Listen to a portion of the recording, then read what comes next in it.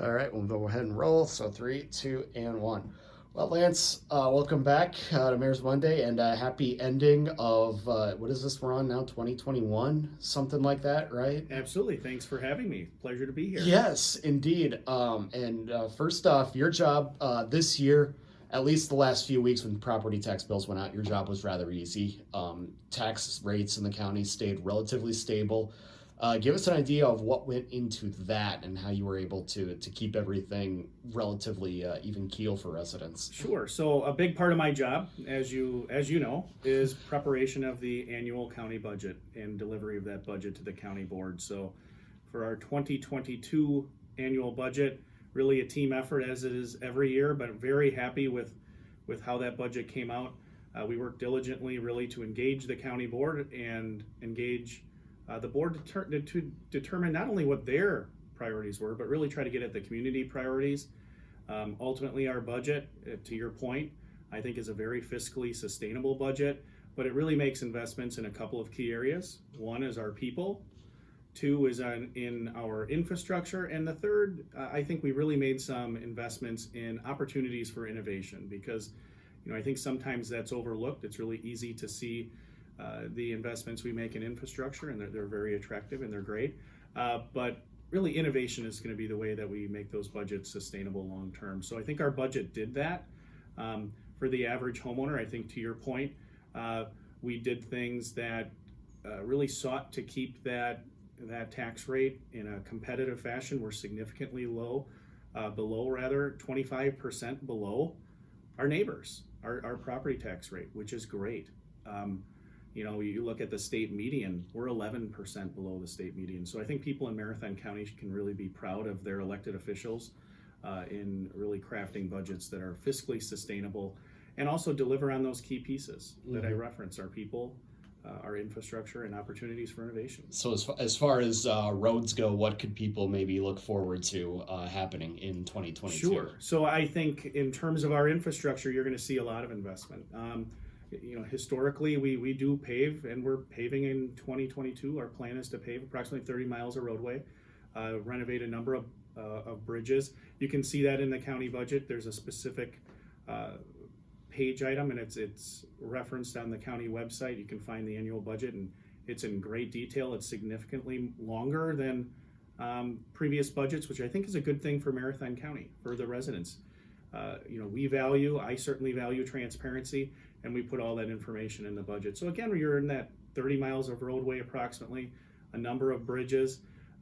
We're very active in terms of how we seek out additional grant funding from or outside funding sources from the state and others. So that's clearly provided for in the budget, which again keeps our transportation network strong. I think it's important to note. Here's a little piece of trivia. Not only is Marathon County the largest county by landmass in the state of Wisconsin, but not surprisingly, we have the largest number of lane miles of county highway system in the state of Wisconsin. And as you know, maintaining a mile of roadway, if you've blacktopped asphalted your driveway recently, the cost is significant. And our highway system being the longest in the state, that's an expensive asset to maintain. We have approximately 1,100 lane miles of roadway. We have more than double the average lane miles within the state of Wisconsin. So it's an important asset. We have a lot of goods and people delivering services that we need to move throughout the county. And I think our transportation planning process in the budget helps us in that regard. And I'll talk about one other investment relative to transportation. Sure. It really gets at those opportunities for innovation. We've been working on what our county board has termed the 2050 Transportation Sustainability Plan. Because like I said, if you've checked the price of asphalt lately, it's going up. The cost of maintaining a roadway, not all that long ago, a mile of roadway was $80,000 to repave. Now we're at about $250,000. So we need to be really thoughtful in how we're going to fund those investments and where we're making those investments. So we've engaged North Central Wisconsin Regional Planning to really identify where are our priorities, where are opportunities to think about doing something differently with respect to our transportation system. And we hope to have that 2050 sustainability plan delivered to the board either Probably not yet this month. It's got to work its way through our committee system, but hopefully get that document finalized from North Central Wisconsin Regional Planning in the first quarter of 2022. So that's a really important investment. The other investment relative to transportation, I think we should all be very proud of Central Wisconsin Airport. If you've flown out of Central Wisconsin Airport, you see a lot of the investments that have been made recently. We've upgraded the access to the airport first and foremost, but then when you get into the airport, you see the investments in the terminal, but also investments in taxiways, investment in airplane hangars, and investment in some other access roadways. So really making sure that that vital regional asset maintains its strength. A really important development within the 2021 and the 2022 budget. And again, another great example of our staff at Central Wisconsin Airport seeking out funding from federal resources. We were very successful in seeking out those additional funding sources so that the people of Marathon County, the taxpayers, they aren't paying for those investments. The vast majority of that funding is coming from those outside areas, outside revenues, and then the other revenues from the airport itself fund those developments. Yeah, and those are all great points to hit on here, and it all goes hand in hand with what recently passed in Washington, some infrastructure bill, the ARPA funding. County's going to have a lot of money coming in there as well, so you're going to have opportunities to kind of check things off that list possibly pretty quickly coming up here with extra funding that the taxpayers have already paid into. Correct. I think one of the things you see, and I reference it in my 2022 budget that I presented to the board, and the board's been very diligent with respect to engaging the public on that ARPA funding, the American Rescue Plan Act funding. Marathon County is very fortunate. The federal government allocated us approximately $26 million to utilize for those pandemic response efforts as outlined in that federal act. But our board has been very deliberate. We've approved one project thus far, and we just approved that this month. We've been very planful. They sought out significant public engagement on what are our priorities, what have been the impacts of the pandemic, and how do you want us to invest really for the future of the people of Marathon County. So the board is working to develop those criteria and allocations to those various areas. And I think that, again, the people of Marathon County can be very satisfied, very happy with the deliberate approach that the county board has taken. I think sometimes it's the inclination of individuals, and certainly government is no different. Sometimes when you get those funds, hey, what can we use them for? Our board was very deliberate. Our HR, Finance, and Property Committee was very, very direct in that these are truly once-in-a-lifetime funds, once-in-a-lifetime opportunity to take those funds and really invest them. One of the big things we've talked a lot about is what is the return on investment? The county board is not looking to take these funds and use them in an operational way. They need to have a long-term return on investment for the people of Marathon County. So then, when could we possibly see some more information on what those funds are going to be used for? Is that a discussion that's going to continue into 2022? Absolutely. The HR, Finance, and Property Committee, just check the agendas. They're all posted online. They have, very often we have updates from the chairperson, John Robinson, on the American Rescue Plan Act planning process. The one project that we did fund this year out of those American Rescue Plan Act dollars is a good example of what I'm talking about in terms of return on investment. That is, we're making some significant upgrades in terms of audio video equipment in all of our courtrooms and within our jail. One of the things we saw, and we knew this prior to the pandemic, but there's a lot of movement within the criminal justice system of individuals that need to appear in court. And as technology advances, there are opportunities that reduce ongoing operational costs if you can have a person appear virtually.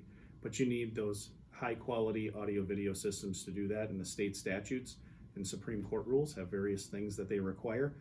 And these investments will bring us up to a point where I think we can, within our court system, make better use of the human resources that it takes to move people around. And we can have, if an individual's housed in another jail or a correctional institution, there are probably opportunities where we don't need to transport them back. So we don't need to send the two deputies there, take the person to our jail, book them in, and then at the end of their court hearing, take them back. So that's a big operational savings in terms of human capital that you see from that American Rescue Plan Act approach that we're taking. Yeah, not even to mention the $3.08 a gallon for gas or whatever it happens to be at that time as well. That's also a savings to the taxpayer that anybody who fills a gas tank shouldn't overlook. Absolutely, absolutely. Well, one more thing we wanted to talk about here, and actually something that just happened last week, something that a lot of us here in central Wisconsin didn't think we would have to deal with in December. We had the derecho storm. We had tornadoes touching down in areas to our west. We had trees down all over town, power outages. Just kind of give us an idea, how did the county infrastructure hold up to that last week? Because things certainly were interesting for at least one night. Sure, absolutely. Well, I think we're very fortunate in Marathon County in terms of county-owned infrastructure.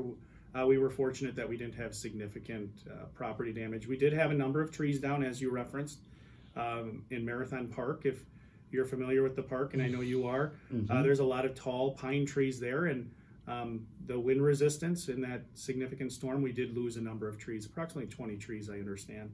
So we're in the process of finalizing that cleanup. But the real work for any weather event, and we've had a number over the last year, is the pre-work. And I couldn't be more proud of our people from emergency management and our communications staff really getting out in front, working with municipalities so that they're aware of their various requirements, that in the event they do have damage, to report that damage, to seek potential reimbursement from federal and state resources, and also to communicate with the public. Our communications people were out speaking with news organizations, making people aware of the storm and giving them some tips on what they can do to be ready. So I think those are really important things that that emergency management has done on the front end. And then also working on the back end, we're very fortunate with our electrical infrastructure providers here in Marathon County. They kept us very informed. We did have some pretty widespread power outages, but they worked diligently to get those people to get power back to their homes and businesses. So despite the serious nature of the storm, I think relatively speaking, we came out of it certainly better than many others. Yes, indeed, and especially just as I said, to our west in Clark County, Neilsville had a couple of tornadoes touch down. You have tornadoes going through Stanley. Did you have to send any sort of mutual aid response to those areas? Were you in contact with your peers there in Clark County? A lot of that is municipal mutual aid. So certainly our emergency management staff were working with state emergency management personnel and other local personnel. But in terms of true sending mutual aid, our sheriff's department was out actively ensuring road safety within Marathon County. But I'm not aware of any municipal resources that were diverted. That's really a question for each of those municipalities, sure. And I'm sure they helped out wherever they were needed. Because I know we also had some fires within our community around that same time, and those required some significant resources from various municipalities. So another great example of the partnership that that exists within Marathon County and all of our surrounding municipalities. I'll speak very briefly about our emergency management. I think we saw a little bit of the benefit of some of those contracts that I referenced within our 2021 and 2022 budgets with emergency management.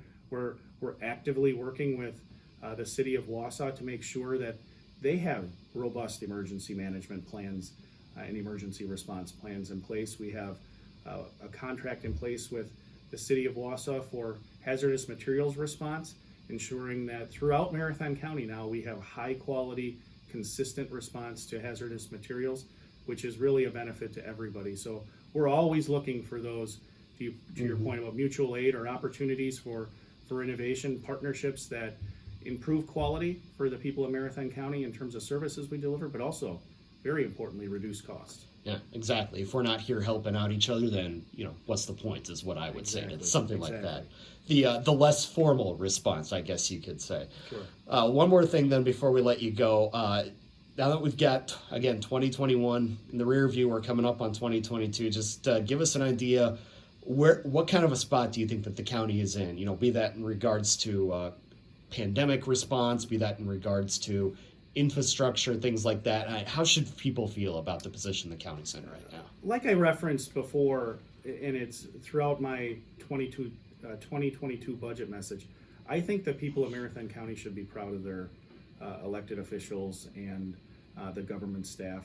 We do a good job, like I referenced. When you look around the state of Wisconsin, whether you look to our immediate neighbors or you look beyond, Marathon County has taken a very fiscally responsible position relative to, you can see that in property tax rate, like I referenced before, but you also see that in terms of debt per capita. We are, I believe, 7th in the state of 72 counties in terms of our debt per capita. We should be proud of that.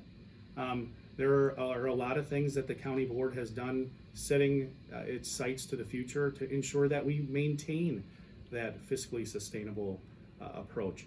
The county board gave me pretty clear direction in 2022, and I put that in my budget. You know, these are my words, but they told me, Lance, we just got to fix stuff that needs to be fixed. Just fix it. So our approach has changed in terms of our capital projects. We're doing a lot of capital projects that are future focused, making sure that we maintain things in real time and that we catch issues when they come up, because they always come up. As a homeowner, you know, things happen. Exactly. Government buildings are no different.